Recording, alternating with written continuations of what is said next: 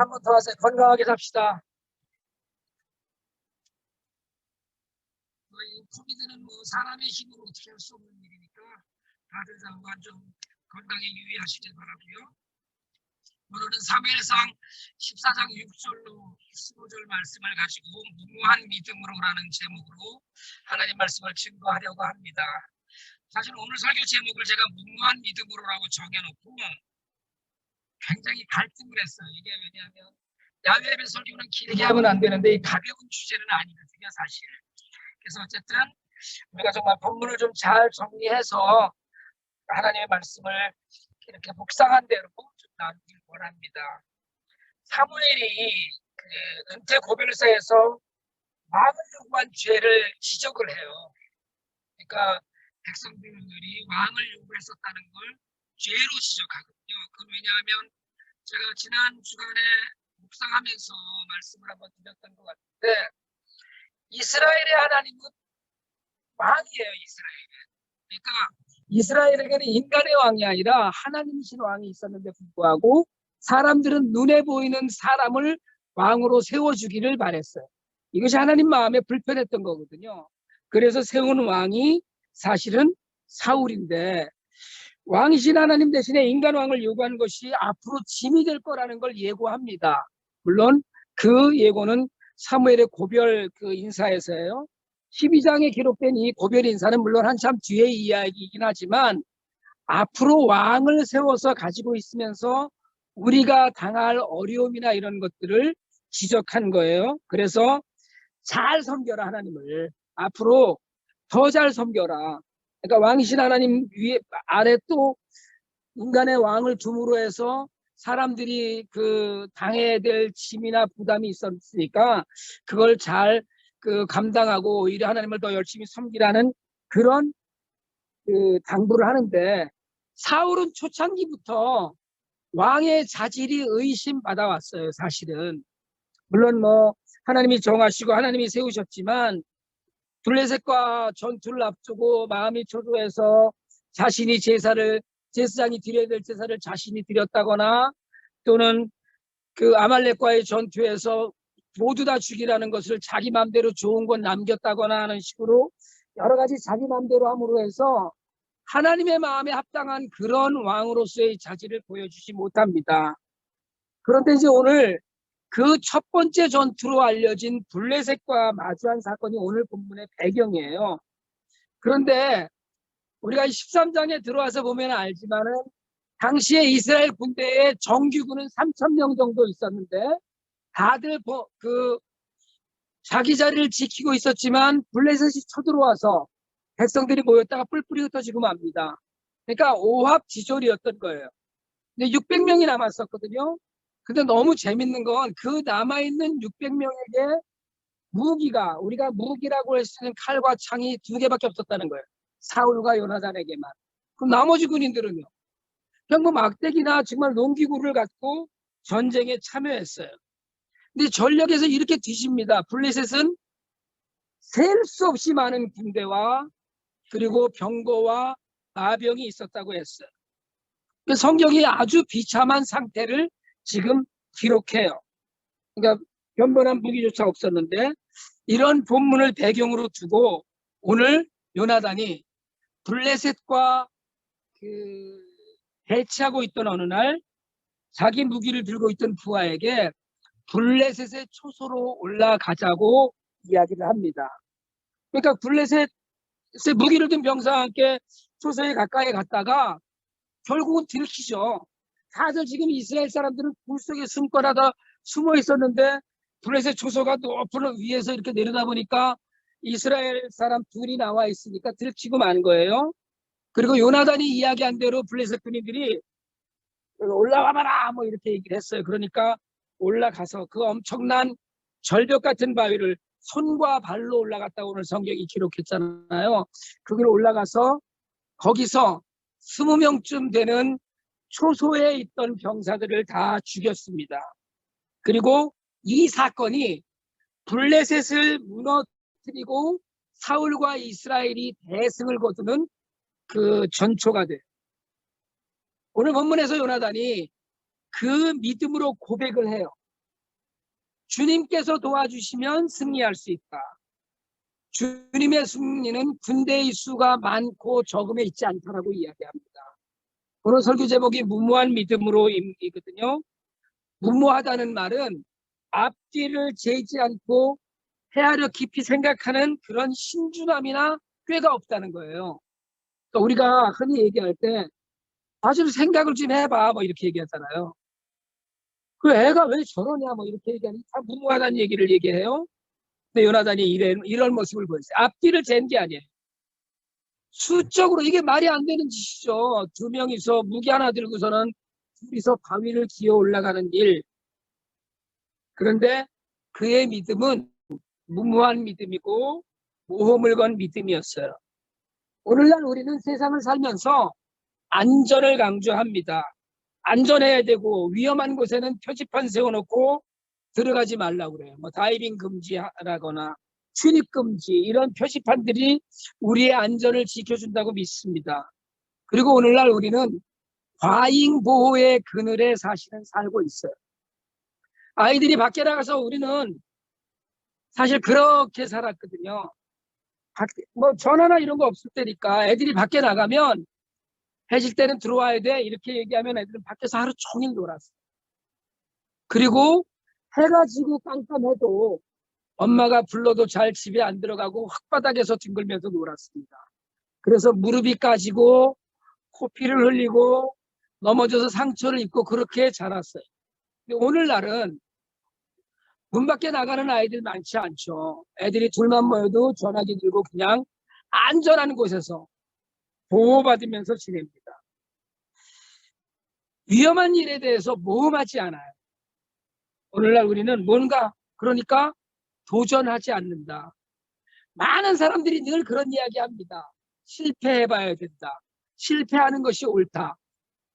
젊었을 때는 실패해봐야 된다고 우리가 얘기하거든요. 그런데도 불구하고 실패를 두려워해요. 신앙에서도 이런 경향이 이제 일어납니다. 주변 상황을 살피고 주변의 자기 계산이나 자기 생각이나 자기 판단에 의해서 안전해야만 그게 다른 삶이라고 생각을 해요. 요나단과 무기를 든 병사는 하나님 앞에서 하나님을 믿고 블레셋에게 나갔지만 다른 모든 이스라엘 군인들은 그렇게 생각했어요. 숨어 있어야 된다. 이게 안전하다. 근데 여러분, 믿음의 세계는 우리에게 무모함을 요구해요. 우리 판단하지 말라는 거예요. 믿음은 나를 믿는 게 아니기 때문에 그래. 주변 환경을 믿는 게 아니기 때문에 그래. 우리가 하나님을 믿는다는 건 하나님의 뜻대로 산다는 것인데 그건 우리 뜻이나 우리 계산으로 계산되지 않는 믿음을 이야기합니다. 믿음을 받아들였다. 그 얘기는 여러분 대단히 죄송한 얘기지만 믿음은 안전한 게 아니에요. 믿음은 언제나 우리에게 십자가를 지라고 하고 주님이 주셨던 명예를 매라고 이야기합니다. 요나단이 주님께서 허락하시면 승리하는 건 군대에 많고 적음에 있지 않다고 얘기해요. 우리는 그러나 돈이 좀 많아야 되고 사람이 많아야 된다고 생각을 합니다. 요나단은 가자는 거예요. 둘이서 수천 명의 블레셋 군대가 모여있는 곳에 전초기 지인 그 초소에 가보자는 거거든요. 하나님이 하시면 이긴다는 거예요. 우리가 이런 이야기는 성경에서 너무나 많이 합니다. 다윗이 골리앗을 이길 때도 그랬거든요. 할례 받지 아니한 못한 자가 살아계신 하나님을 모욕한다고 분연히 일어섰어요. 다윗은 어땠습니까? 사윗이 내준 갑옷이 맞지 않을 정도로 왜소하고 작은 아이였어요. 그래서 돌멩이 5개 들고 여호와의 이름으로 나갔어요. 이걸 우리가 무모한 믿음이라고 얘기해요. 여러분 우리는 이 이야기를 너무나 많이 들어서 다윗이 그랬어. 그때 다윗은 골리앗을 물리쳤어라고 이야기해요. 그런데 여러분 이 이야기는 우리는 늘 들어서 그러려니 생각하지만 사실은 정말 무모한 짓이에요. 형이 말리잖아요. 쓸데없는 데 나선다고. 게임이 안 되는 일이거든요. 누가 봐도 사람의 눈으로는 해결되지 않는 일. 노아가 방주를 120년을 지었습니다. 비를 본 적이 없는 시대에 산 꼭대기에 물이 차오를 것이라고 생각하고 방주를 지었어요. 사람들이 손가락질하고 수군댔어요.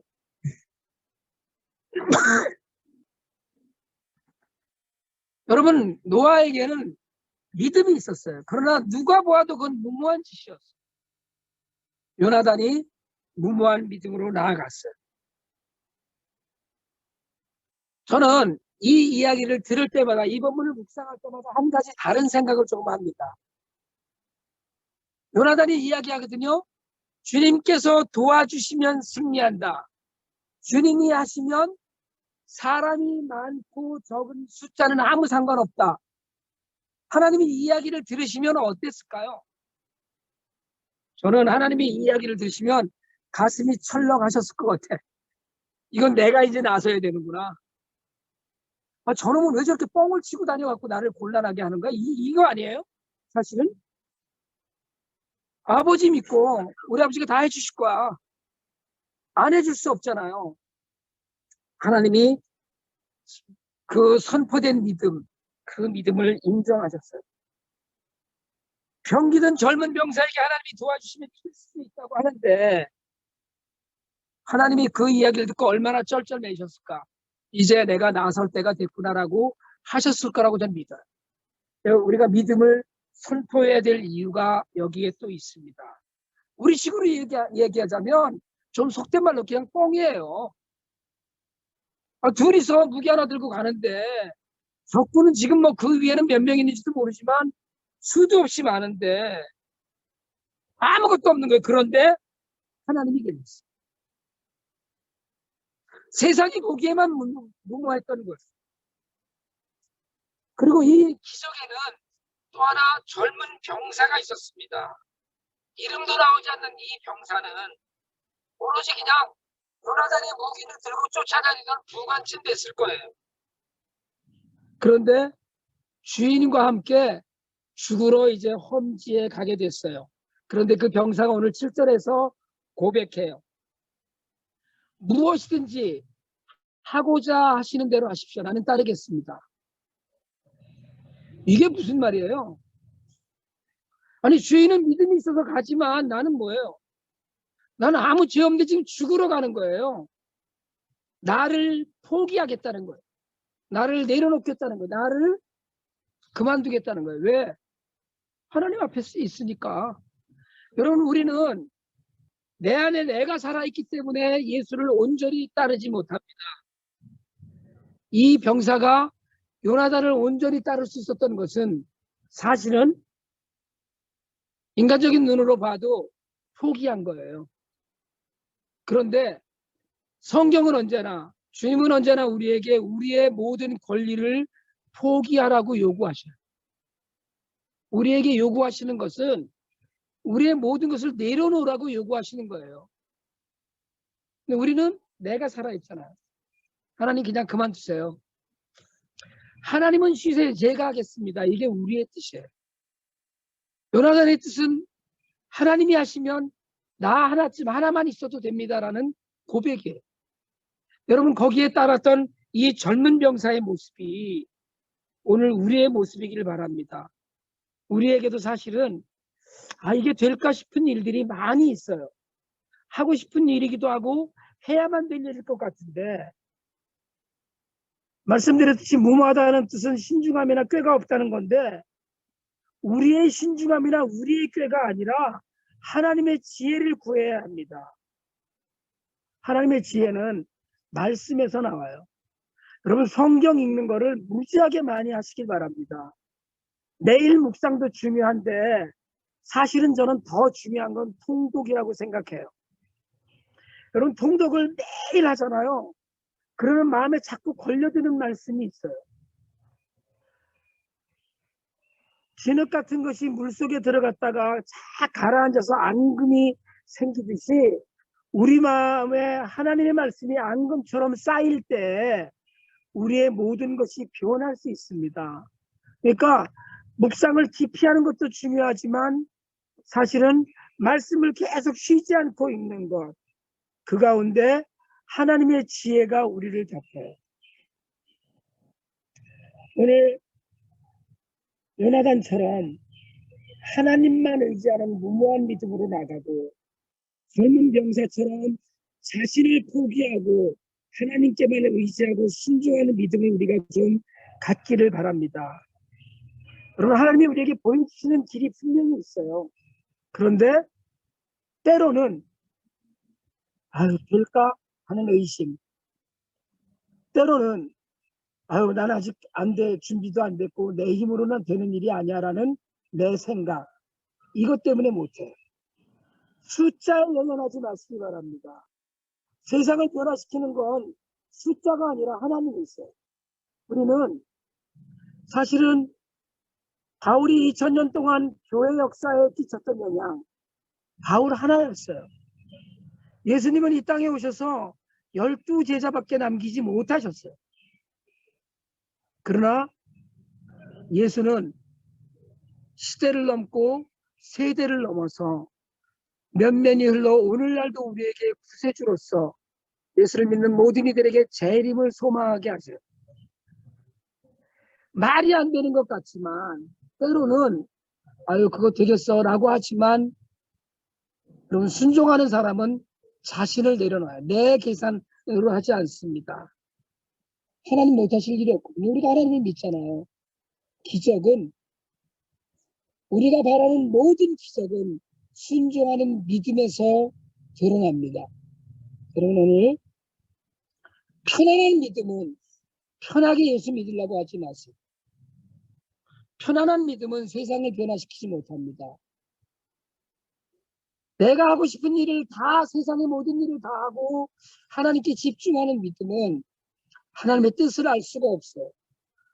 말씀에 미치고 예배에 힘을 쏟고 그리고 세상에서 말씀대로 순종하면서 사는 믿음만이 하나님의 기적을 분명히 맛볼 수 있습니다. 저는 우리 모두가 그런 믿음에서 하나님의 비전을 이루어가는 사람들이 되기를 주님의 이름으로 축복합니다. 우리 기도드리겠습니다. 제가 기도하고 봉헌기도 축도까지 계속하겠습니다. 하나님, 저희들에게도 무모한 믿음이 자라날 수 있도록 도와주시길 원합니다. 말씀을 읽어가면서 순종하는 믿음, 숫자를 헤아리지 않고 환경을 보지 않고 하나님을 보는 믿음이 있기를 원합니다. 우리에게 그 믿음 안에서 하나님 나라를 세워가는 데 쓰임받을 수 있도록 도와주시옵소서. 오늘 저희가 이렇게 모여서 하나님 나라를 기억하며 저희에게 주신 모든 것에 11조와 감사 현물과 주일하는 것과 여러 모양으로 하나님께 드립니다. 하나님, 바치는 손길을 기억하시고 저들의 삶에 무모한 믿음이 있을 수 있는 능력을 허락하여 주시고 이 귀한 물질이 쓰이는 곳마다 하나님의 나라가 세워져 가도록 도와주시옵소서. 이제는 교회의 머리 되신 우리 주 예수 그리스도의 은혜와 하나님 아버지 극진하신 사랑과 성령님의 감화감동하심의 역사가 무모한 믿음 안에서 하나님 나라를 세워가는 기적의 사람으로 살아갈 수 있기를 소망하고 벌쓰인 주의 종들 위에와 그 가정과 교회 위에 이제로부터 영원토록 함께 있을지어다. 아멘.